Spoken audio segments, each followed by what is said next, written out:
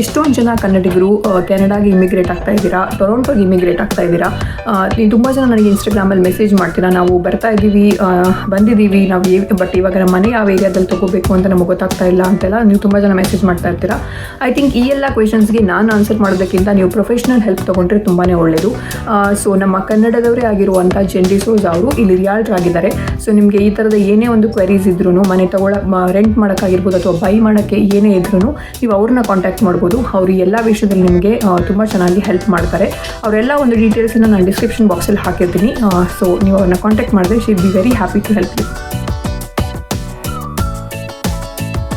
Hello everyone, good morning. ಹೇಗಿದ್ದೀರಾ ಎಲ್ಲರೂ? ನಾವೆಲ್ಲ ಆರಾಮಾಗಿರ್ತೀವಿ, ನೀವು ಆರಾಮಾಗಿರ್ತೀರಾ ಅಂತ ಅಂದ್ಕೊತೀವಿ.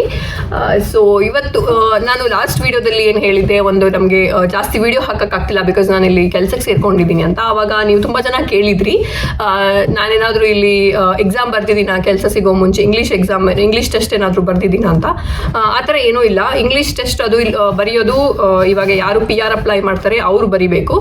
ಆಮೇಲೆ ಕೆಲವೊಂದು ಸ್ಟೂಡೆಂಟ್ ವೀಸಾದಲ್ಲಿ ಇರೋರಿಗೆ, ಮೇ ಬಿ ಬರೋರಿಗೆ, ಅವರಿಗೆಲ್ಲ ಇಂಗ್ಲೀಷ್ ಟೆಸ್ಟ್ ಬರೆಯೋ ಒಂದು ಕಂಡೀಷನ್ ಇರುತ್ತೆ. ಬಟ್ ನಾವು ಇಲ್ಲೇ ಇದ್ದಿದ್ದರಿಂದ ಇಲ್ಲಿ ನನಗೆ ಪರ್ಮಿಟ್ ಕೂಡ ಇರೋದ್ರಿಂದ ಕೆಲಸ ಮಾಡೋಕ್ಕೆ ನಾನು ಯಾವುದೇ ಇಂಗ್ಲೀಷ್ ಟೆಸ್ಟ್ ಬರಿಬೇಕಾಗಿಲ್ಲ. ಸೊ ಅದೇನೇನು ಬರೆದಿಲ್ಲ ನಾನು. ಹಾಗೆ ಇನ್ನೊಂದೇನು ಅಂದರೆ, ನೀವು ತುಂಬ ಜನ ಕೇಳ್ತಾ ಇದ್ರಿ, ಸೊ ನೀವು ಇವಾಗ ಅಲ್ಲಿ ಕೆಲಸ ತೊಗೊಂಡ್ರಿ ಅಂದರೆ ನೀವಿನ್ ವಾಪಸ್ ಬರಲ್ವಾ ಇಂಡಿಯಾಗೆ, ಅಲ್ಲೇ ಸೆಟ್ಲ್ ಆಗ್ತೀರಾ ಅಂತ. ಆ ಥರ ಏನೂ ಇಲ್ಲ. ನಾವೇನು ಇಲ್ಲಿ ಸೆಟ್ಲ್ ಆಗೋ ಪ್ಲ್ಯಾನಲ್ಲಿ ಖಂಡಿತವಾಗ್ಲೂ ಇಲ್ಲ. ಬಟ್ ನಾವು ಬಂದಿದ್ದು ಇಲ್ಲಿ ವರ್ಕ್ ಪರ್ಮಿಟಲ್ಲೇ. ಆದರೆ ಇವಾಗ ಸದ್ಯಕ್ಕೆ PR ತೊಗೊಂಡಿದ್ದೀವಿ. ಇಲ್ಲಿ ಬಂದು ಒಂದು ಇವಾಗ 2 years ಆದಮೇಲೆ ನಮಗೆ ಇಲ್ಲಿ PR ಸಿಕ್ತು.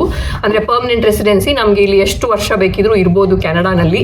ಸೊ ನಾವು ವರ್ಕ್ ಪರ್ಮಿಟಲ್ಲಿ ಇದ್ದಿದ್ದರಿಂದ ನಮಗೆ ಇಷ್ಟೇ ವರ್ಷ ಅಂತ ಇರ್ತಾಯಿತ್ತು ಇಲ್ಲಿರೋಕ್ಕೆ. ಸೊ ಒಂದು ಸ್ವಲ್ಪ ಎಕ್ಸ್ಟ್ರಾ ಇರಬೇಕು ಅಂದರೆ PR ಇರಲಿ ಅಂತ ಹೇಳ್ಬಿಟ್ಟು PR ಮಾಡಿಸ್ಕೊಂಡಿದ್ದೀವಿ. ಸೊ ಹಾಗಂತ ಇಲ್ಲೇ ಇರ್ತೀವಿ ಅಂತಲ್ಲ, ಖಂಡಿತವಾಗ್ಲೂ ನಾವು ರಿಟರ್ನ್ ಇಂಡಿಯಾಗೆ ಬಂದೇ ಬರ್ತೀವಿ. ಬಟ್ ಗೊತ್ತಿಲ್ಲ ಎಷ್ಟು ವರ್ಷ ಇಲ್ಲಿ ಇರ್ತೀವಿ ಅಂತ. ಸೊ ಇರೋದಕ್ಕೋಸ್ಕರ PR ಮಾಡಿಸ್ಕೊಂಡ್ವಿ. ಇವಾಗ ಸದ್ಯಕ್ಕೆ ನಾವು ನಮ್ಮ ವೀಕ್ಲಿ ಗ್ರಾಸರಿ ಶಾಪಿಂಗ್ ಹೋಗ್ತಾ ಇದ್ದೀವಿ. ಇಲ್ಲೇ ಒಂದು ಇಂಡಿಯನ್ ಸ್ಟೋರ್ ಇದೆ, ಪಂಚವಟಿ ಅಂತ. ನಾನು ಆಲ್ರೆಡಿ ಇದನ್ನ ಒಂದ್ಸರಿ ವಿಡಿಯೋನಲ್ಲಿ ಶೇರ್ ಮಾಡಿದ್ದೀನಿ. ಸೊ ಇವಾಗ ಮತ್ತೆ ಹೋಗ್ತಾ ಇದ್ದೀವಿ ಗ್ರಾಸರಿ ಶಾಪಿಂಗ್ ಮಾಡ್ಕೊಂಡು ಬರೋಣ ಅಂತ. ಹಾಗೆ ನಿಮ್ಮನ್ನು ತುಂಬ ದಿನ ಆಗಿದೆ ನಮ್ಮ ಜೊತೆ ಕರ್ಕೊಂಡು ಹೋಗಿ. ಸೊ ನಿಮ್ಮನ್ನು ಕರ್ಕೊಂಡು ಹೋಗೋಣ ಅಂತ ಹೇಳ್ಬಿಟ್ಟು ಹೋಗೋಣ. ಎಸ್, ನೀವನ್ನು ಕರ್ಕೊಂಡು ಹೋಗೋಣ. ಆಮೇಲೆ ಹಾಗೆ ಅಲ್ಲಿ ಪಾನಿಪುರಿ, ದಹಿಪುರಿ ಎಲ್ಲ ಸಿಗುತ್ತೆ, ಅದನ್ನು ತಿನ್ಕೊಂಡ್ಬರೋಣ ಅಂತ ಅಂದ್ಕೊಂಡಿದ್ದೀವಿ. ಸೊ ಹೋಗೋಣ.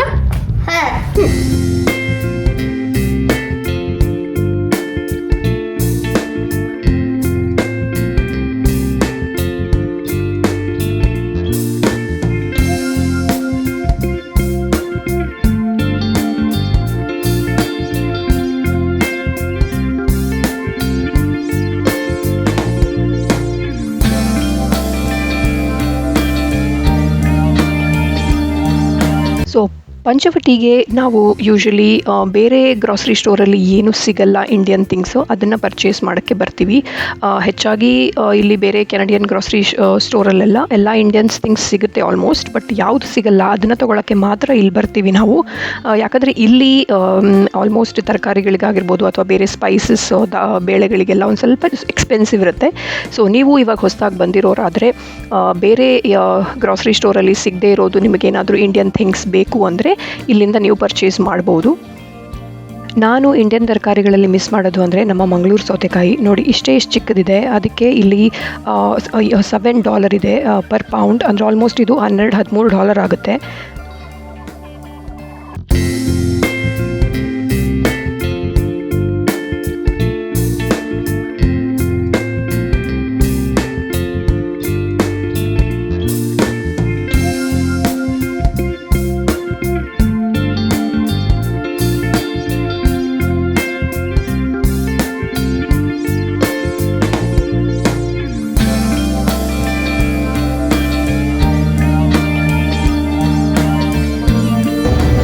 ಬೇಕು ರೇಂಜ್? ಓ ಲೈಕ್ ದಿಸ್, ಈ ಥರದ ಚಕ್ಲಿ ಸ್ಟಿಕ್ಸ್ ಅಂತೆ, ಈ ಥರದ್ದೆಲ್ಲ ನಿಂಗೆ ಆಗುತ್ತೆ ಅಲ್ವಾ?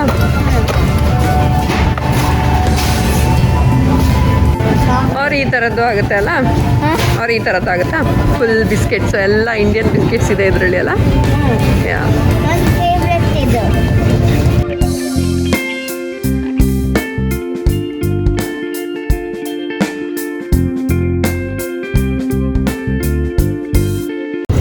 ಆ್ಯಂಡ್ ನಾವು ತಗೊಂಡ್ವಿ ಯಮ್ಮಿ ಸೇವ್ ಪುರಿ, ಆಮೇಲೆ ಇಲ್ಲಿದೆ ಸೇಮಿಯಾ ದಹಿ ಪುರಿ ಇದು, ಆಮೇಲೆ ಪಾವ್ ಭಾಜಿ ತಗೊಂಡ್ವಿ ಅಲ್ಲ.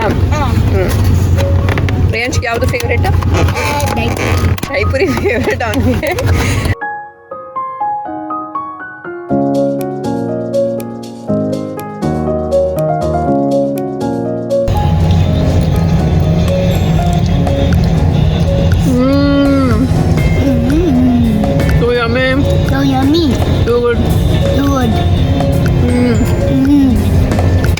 ಸೊ ನಮ್ಮ ವೀಕೆಂಡ್ ಶಾಪಿಂಗ್ ಅಂತೂ ಆಯಿತು, ಹೋಗ್ಬಿಟ್ಟು ಬಂದ್ವಿ.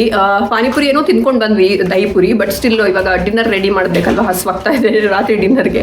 ಸೊ ಚಪಾತಿ ಮತ್ತು ಒಂದು ವೆಜಿಟೇಬಲ್ ಸಾಗು ಆರ್ ಕುರ್ಮಾ ಅಂತ ಹೇಳ್ತೀವಿ ನಾವು, ಮಾಡೋಣ ಅಂತ ಅಂದ್ಕೊಂಡಿದ್ದೀನಿ. ಇದು ಆ್ಯಕ್ಚುಲಿ ನನ್ನ ಫೇವ್ರೆಟ್ ಪಲ್ಯ ಸಾಗು. ಇದು ಯೂಶಲಿ ವಾರಕ್ಕೊಂದ್ಸರಿ ಅಂತೂ ನಾವು ಮಾಡ್ತೀವಿ ಇದು ನಮ್ಮ ಮನೆಯಲ್ಲಿ. ರೇಯನ್ಸ್ದು ಇದು ಫೇವ್ರೇಟ್ ಅಲ್ಲ ರೇಯನ್ಶ್? ಹೌದು, ಅವನಿಗೂ ಫೇವ್ರೇಟ್ ಇದು.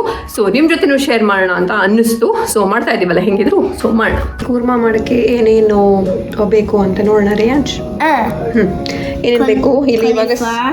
ನಾನು ತರಕಾರಿಯಲ್ಲಿ ಜಾಸ್ತಿ ತೊಗೊಂಡಿರೋದು ಕಾಲಿಫ್ಲವರು, ಆಮೇಲೆ ಮಿಕ್ಸ್ಡ್ ಇಲ್ಲಿ ಪೊಟ್ಯಾಟೊ ಇದೆ, ಬೀನ್ಸ್ ಇದೆ, ಕ್ಯಾರೆಟ್ ಇದೆ, ಪೀಸ್ ಇದೆ, ಇದಿಷ್ಟು ತರಕಾರಿ ತೊಗೊಂಡಿರೋದು. ಆಮೇಲೆ ಇವಾಗ ಫಸ್ಟ್ ನಾವು ಮಿಕ್ಸಿ ಮಾಡೋಣ, ಓಕೆನಾ? ಫಸ್ಟು ಒಂದು ಮಿಕ್ಸಿ ಜಾರ್ ತೊಗೊಂಡು ಅದಕ್ಕೆ ಇದು ಏನಾಕಡ ಕೋಕೋನಟ್ ಹಾಕ್ತೀಯಾ? ಹಾಕಿದೀಕ ಫುಲ್ ಎಲ್ಲ ಒಂದೇ ಸರಿ ಹಾಕ್ಬೇಕು. ಹಿಂಗೆ ಇಟ್ಕೊಂಡು ಓಕೆ ಹಾಕು. ಸೊ ಒಂದು ಕಪ್ಪಷ್ಟು ಇಲ್ಲಿ ಕೋಕೋನಟ್ ತೊಗೊಂಡಿದ್ದೀವಿ. ಆಮೇಲೆ ಇಲ್ಲಿ ಕೊತ್ತಂಬರಿ ಕಾಳಿದೆ, ಆಮೇಲೆ ಒಂದು ಸ್ವಲ್ಪ ಕ್ಯಾಶ್ಯೂಸ್ ಇದೆ, ಇದೇನಿದು ಶುಂಠಿ, ಒಂದು ಸ್ವಲ್ಪ ಶುಂಠಿ, ಆಮೇಲೆ ಒಂದೇ ಒಂದು ಬೆಳ್ಳುಳ್ಳಿ, ಆಮೇಲೆ ಇದು ಸೋಂಫ್ ಅಂತ ಹೇಳ್ತಾರಲ್ಲ ಅದು, ಆಮೇಲೆ ಇದು ಏನಿದು ಎಳ್ಳು, ಬಿಳಿ ಎಳ್ಳಿದು, ಆಮೇಲೆ 2 ಗ್ರೀನ್ ಚಿಲ್ಲಿ. ಇದನ್ನೆಲ್ಲ ಇವಾಗ ಇದಕ್ಕೆ ಹಾಕೋಣ. ಎಲ್ಲ ಹಾಕೊಂಡಾದ್ಮೇಲೆ ಅದಕ್ಕೆ ಒಂದು ಸ್ವಲ್ಪ ಈ ಕೊತ್ತಂಬರಿ ಸೊಪ್ಪನ್ನು ಹಾಕಿ ಒಂದು ಸ್ವಲ್ಪ ನೀರು ಹಾಕಿ ಇದನ್ನ ಏನು ಮಾಡಬೇಕು, ಬ್ಲೆಂಡ್ ಮಾಡಬೇಕು. ಇಲ್ಲಿ ಮಿಕ್ಸಿ ಮಾಡಿ ರೆಡಿ ಆಯಿತು. ಇವಾಗ ಈ ವೆಜಿಟೇಬಲ್ಸನ್ನೆಲ್ಲ ಬಾಯ್ಲ್ ಮಾಡ್ಕೊಳ್ಳೋಣ. ನೆಕ್ಸ್ಟು ನಾವಿಲ್ಲೊಂದು ಬಾಣಲೆ ತೊಗೊಂಡಿದ್ದೀವಿ, ಅದಕ್ಕೆ ಒಂದು ಸ್ವಲ್ಪ ಇಲ್ಲಿ ಆಯಿಲ್ ಹಾಕ್ತಾ ಇದ್ದೀವಿ. 1 ಟೇಬಲ್ ಸ್ಪೂನ್ 2 ಟೇಬಲ್, ನಿಮಗೆ ಎಷ್ಟು ಬೇಕೋ ಅಷ್ಟು ಹಾಕೊಳ್ಳಿ. ಈ ಆಯಿಲ್ ಸ್ವಲ್ಪ ಬಿಸಿ ಆದಮೇಲೆ ಇದಕ್ಕೆ ಒಂದು ಬೇ ಲೀಫ್ ಹಾಕ್ತಾ ಇದ್ದೀನಿ, ಆಮೇಲೆ 1-2 ಲವಂಗ, ಆಮೇಲೆ 1-2 ಏಲಕ್ಕಿ, ಆಮೇಲೆ ಒಂದು ಸ್ವಲ್ಪ ಚಕ್ಕೆ, ಸ್ವಲ್ಪ ಪರಿಮಳಕ್ಕಿರಲ್ಲ, ಇದು ಹಾಕಿಬಿಟ್ಟು ನೆಕ್ಸ್ಟು ಒಂದು ಆನಿಯನ್ ಹಾಕ್ತಾ ಇದ್ದೀನಿ. ಆನಿಯನ್ ಹಾಕಿ ಒಂದು ಸ್ವಲ್ಪ ಫ್ರೈ ಮಾಡಬೇಕು.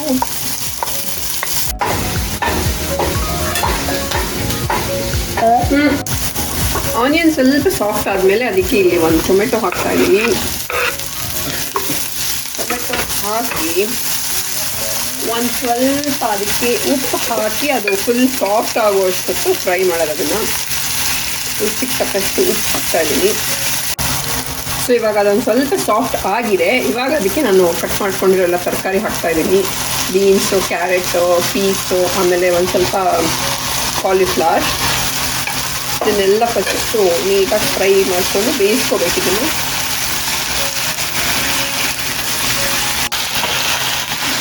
ಬೇಯಕ್ಕೆ ಇದಕ್ಕೆ ಒಂದು ಸ್ವಲ್ಪ ನೀರು ಹಾಕಿ ಬೇಯಿಸ್ಕೊತಾ ಇದ್ದೀನಿ ನಾನು. ಒಂದು ಸ್ವಲ್ಪ ನೀರು ಹಾಕಿ ಇದನ್ನು ಸ್ವಲ್ಪ ಕವರ್ ಮಾಡಿ ಬೇಯಕ್ಕಿಡ್ತಾ ಇದ್ದೀನಿ. ಸೊ ನಮ್ಮ ತರಕಾರಿ ಎಲ್ಲ ಇವಾಗ ಸೂಪರಾಗಿ ಬೆಂದಿದೆ ಇಲ್ಲಿ. ಆ್ಯಂಡ್ ದಿಸ್ ಟೈಮ್ ನಾನು ಇದನ್ನು ತೆಗಿಯೋಕ್ಕೆ ಇಷ್ಟಪಡ್ತೀನಿ. ಅವರು ತುಂಬ ಡಿಸ್ಟರ್ಬ್ ಮಾಡ್ತಾ ಇದ್ದಾರೆ ನನಗೆ. ಸೊ ಇವಾಗ ಇದಕ್ಕೆ ಈಗ ರುಬ್ಕೊಂಡಿರುವಂಥ ಈ ಮಸಾಲಾನ ಹಾಕ್ತಾ ಇದ್ದೀನಿ.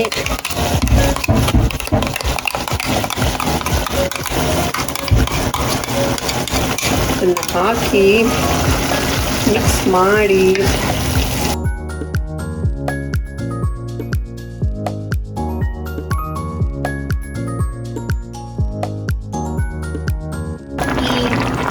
ಸೊ ಅಲ್ಲಿಗೆ ನಮ್ಮದು ಯಮ್ಮಿ ಕೂರ್ಮಾ ರೆಡಿ ಆಯಿತು. ಇದು ಚಪಾತಿಗೆ ಇವಾಗ ಹಾಕ್ಕೊಂಡು ತಿಂದರೆ ಸೂಪರಾಗಿರುತ್ತೆ. ಚಪಾತಿ ಅವ್ರ ಪೂರಿಗೆ ಯಮ್ಮಿಯಾಗಿ ರೆಡಿ ಆಗಿದೆ. ಟ್ರೈ ಮಾಡಿ ನೋಡಿ ಹೇಗಾಯಿತು ಅಂತ ಕಮೆಂಟ್ ಸೆಕ್ಷನಲ್ಲಿ ಹೇಳಿ.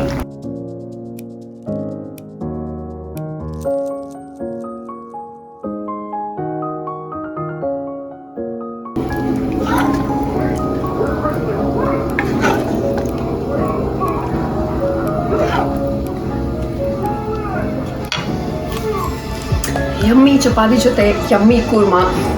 ನಾವಂತೂ ನಮ್ಮ ಡಿನ್ನರನ್ನು ಎಂಜಾಯ್ ಮಾಡ್ತೀವಿ ಇವಾಗ ಸದ್ಯಕ್ಕೆ. ಐ ಹೋಪ್ ನೀವು ಈ ವಿಡಿಯೋನ ಎಂಜಾಯ್ ಮಾಡಿರ್ತೀರಾ ಅಂತ ಅನ್ಕೊತೀನಿ. ಸೊ ಸದ್ಯಕ್ಕೆ ಈ ವಿಡಿಯೋನ ನಾವು ಇಲ್ಲಿಗೆ ಎಂಡ್ ಮಾಡ್ತೀವಿ. ಇನ್ನು ನೆಕ್ಸ್ಟ್ ವಿಡಿಯೋದಲ್ಲಿ ಸಿಗ್ತೀವಿ. ಈ ವಿಡಿಯೋ ನಿಮಗೆ ಇಷ್ಟ ಆದರೆ ಲೈಕ್ ಮಾಡಿ, ಶೇರ್ ಮಾಡಿ, ಸಬ್ಸ್ಕ್ರೈಬ್ ಮಾಡಿ. ಇನ್ ನೆಕ್ಸ್ಟ್ ವಿಡಿಯೋದಲ್ಲಿ ಸಿಗ್ತೀವಿ. ಅಲ್ಲಿ ತನಕ ಎಲ್ಲರೂ ಖುಷಿಯಾಗಿರಿ. ಟಾಟಾ, ಬಾಯ್ ಬಾಯ್. ಎಸ್, ಇನ್ನು ನೆಕ್ಸ್ಟ್ ವಿಡಿಯೋದಲ್ಲಿ ಸಿಗ್ತೀವಿ. ಅಲ್ಲಿ ತನಕ ಎಲ್ಲರೂ ಖುಷಿಯಾಗಿರಿ. ಟಾಟಾ, ಬಾಯ್ ಬಾಯ್.